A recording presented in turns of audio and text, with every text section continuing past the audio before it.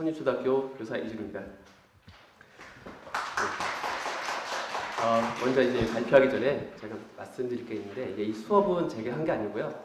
세곡초등학교의 정지영 선생님께서 수업을 하셨는데, 발표도 하실 예정이었습니다. 근데 이제 직전에 교통사고를 당하셔가지고 대신 제가 이제 발표를 하게 되었습니다. 주제는요, 마음을 전하는 스마트 국어 수업입니다.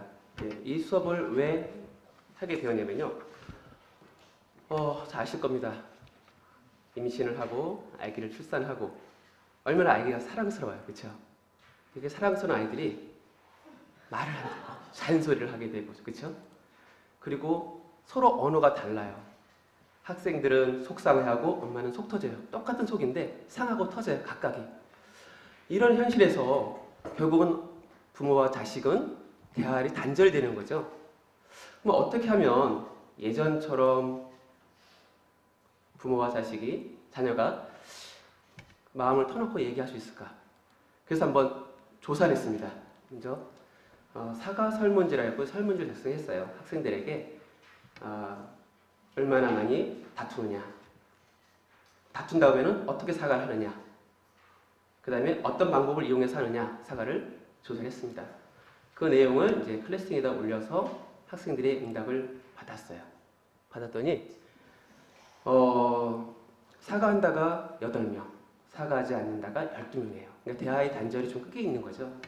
만약에 사과를 한다면 어떤 방법을 이용하고 싶습니까? 했더니 말로 한다, 카톡이나 메시지를 이용한다가 거의 90%고요. 소편지, 메일 쓴다가 한 명 있네요.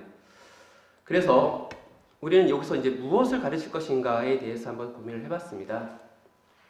아이들에게 진정한 사과를 하는 것을 가르쳐야겠다.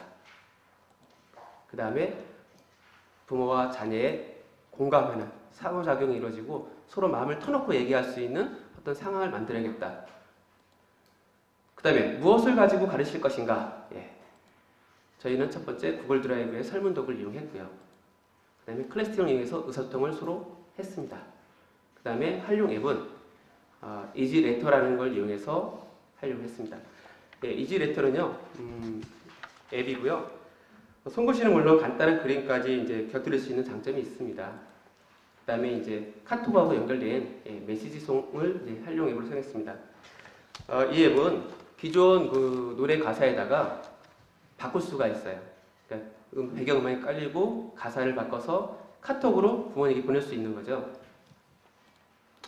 그러면 이제 어떻게 수업을 할 것인가? 학생들에게 어머니와 딸과 엄마의 그 모습을 보여줍니다. 너를 임신했고 아기를 낳고 이렇게 업어 키우고 나이가 들어서는 결국 너의 의지를 하고 결국은 엄마는 너에게 남겨주는 것이 없다. 이런 식으로 이제 처음에 이제 도입이 들어가고, 그 다음에 이제 학부모의 동영상을 시청을 보여드렸습니다.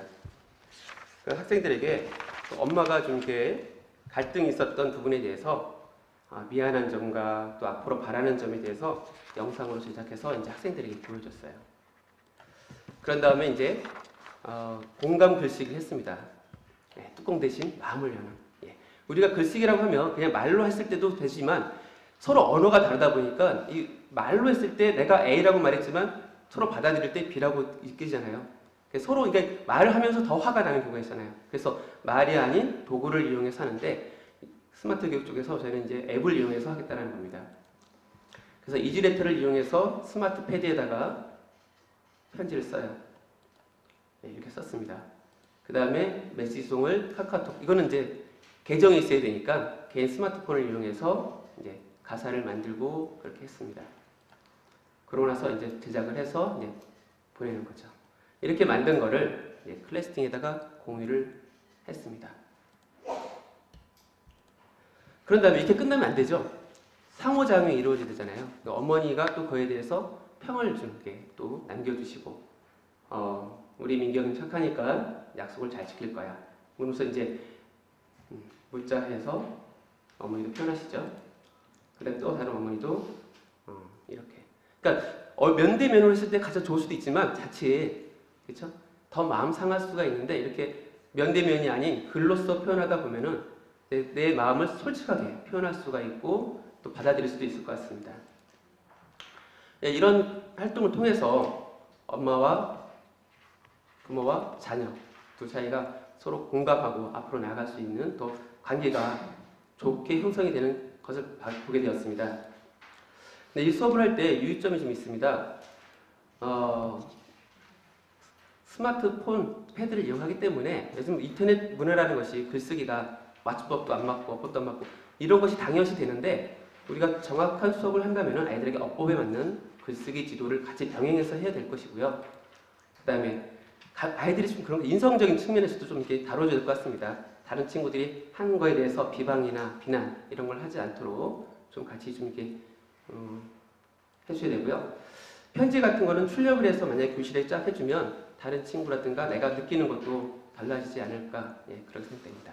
이렇게 해서 저희 공감 글쓰기 수업을 했습니다. 이상입니다.